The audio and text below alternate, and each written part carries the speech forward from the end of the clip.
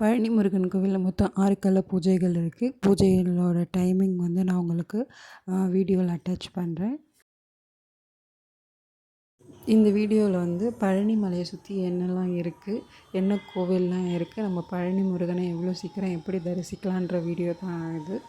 நம்ம பழனி பஸ் ஸ்டாண்ட்லேருந்து இந்த வீடியோ ஆரம்பிக்க போகிறோம். பழனி பஸ் ஸ்டாண்ட்லேருந்து ஒரு 1.5 கிலோமீட்டர்ஸில் கோவில் இருக்குது. பழனி பஸ் ஸ்டாப்க்கு ஆப்போசிட்லேயே ஆட்டோ ஸ்டாண்ட் இருக்குது.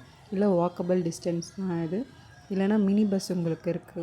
அடிவாரம் வந்ததும் அங்கே வந்து உங்களுக்கு மலைப்பாதை செல்லும் வழின்னு போர்ட் போட்டிருக்காங்க. இந்த வழியாக போனோம்னா நம்மளுக்கு வந்து யானை வழிப்பாதையும் படிக்கட்டு பாதையும் கனெக்ட் ஆகும். தைப்பூசம், பங்குனி உத்திரம் போன்ற டைமில் வந்து கூட்டம் அதிகமாக இருக்கிற டைமில் இந்த வழியாக தான் நம்மளை மேலே செல்கிறதுக்கு அனுமதிப்பாங்க. ஃபோன் கண்டிப்பாக யூஸ் பண்ணக்கூடாது. ஃபோன் கண்டிப்பாக இங்கே டெபாசிட் பண்ணிட்டு தான் போகணும். உங்கள் பொருள்லாம் இருந்ததுன்னா அதுக்கு ஆப்போசிட்டே நம்ம வந்து லக்கேஜ் லாக்கர்லாம் இருக்கும், அங்கே கொடுத்துட்டு தான் போகணும். மொபைல் கண்டிப்பாக எடுத்துகிட்டு போகக்கூடாது. ஒரு மொபைலுக்கு 5 ரூபா டெபாசிட் பண்ணணும்.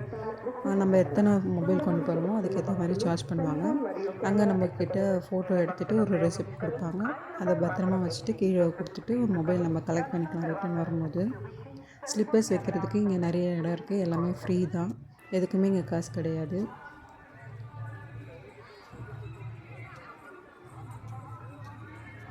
லக்கேஜுக்கு வைக்கிற லாக்கர்ஸில் வந்து 20 ருபீஸ் வாங்குவாங்க.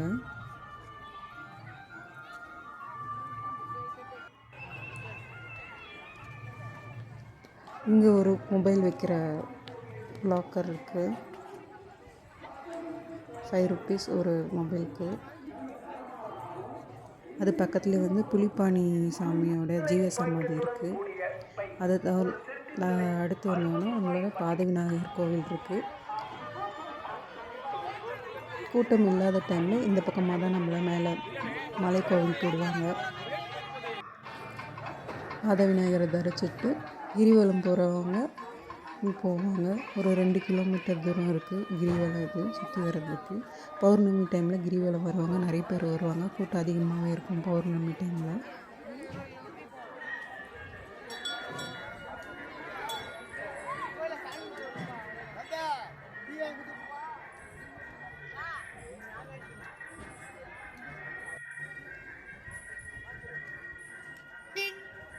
நம்மளுக்கு வந்து கிரிவல பாதையில் நிறைய இடத்துல வந்து நம்மளுக்கு வந்து பேட்ரி கார்ஸ் இருக்குது.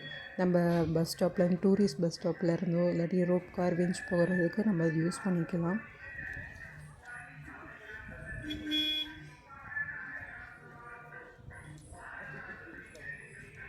இந்த பேட்ரி கார் ஃப்ரீ தான் நமக்கு. மினி பஸ்ஸஸும் இருக்கும். அதில் முடி காணிக்கை கொடுக்குறதுல இங்கே ஃப்ரீ தான். யாரும் எதுக்கும் பைசா இங்கே செலவு பண்ண வேண்டியதில்லை. ஃபுல்லாகவே ஃப்ரீ தான்.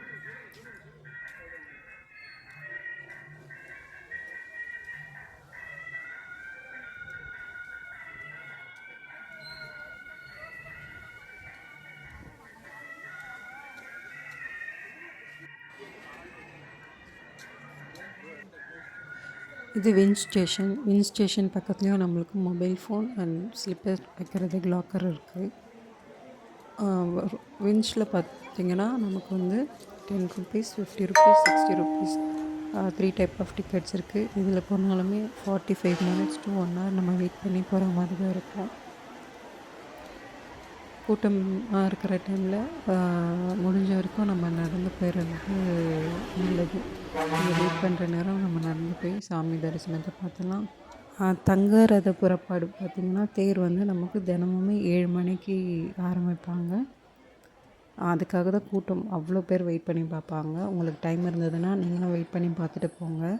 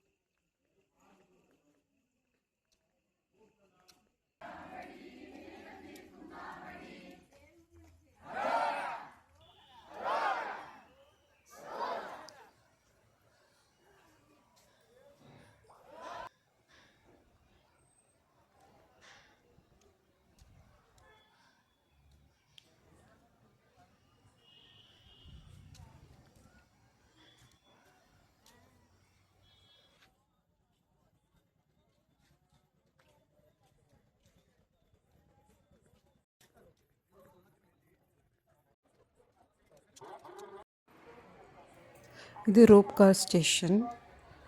இதுலேயும் 45 மினிட்ஸ் டு 1 hour வெயிட் பண்ணி தான் போகும் கண்டிப்பாக நம்ம. இதில் டிக்கெட் பார்த்திங்கன்னா 50 rupees to 100 rupees 2 இது இருக்குது இதில்.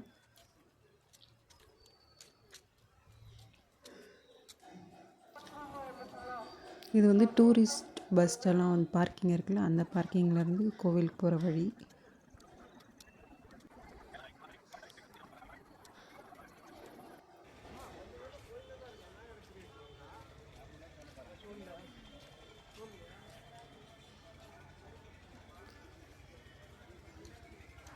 இந்த வீடியோ கடைசியில் வந்து உங்களுக்கு நான் எந்த டைமுக்கெலாம் பூஜை நடக்கும், டிக்கெட் ப்ரைஸ், எங்கே தங்குற இடம், அது எல்லா லிங்க்குமே நான் உங்களுக்கு அட்டாச் பண்ணுறேன். யூஸ் பண்ணிக்கோங்க தேவைப்படுறவங்க.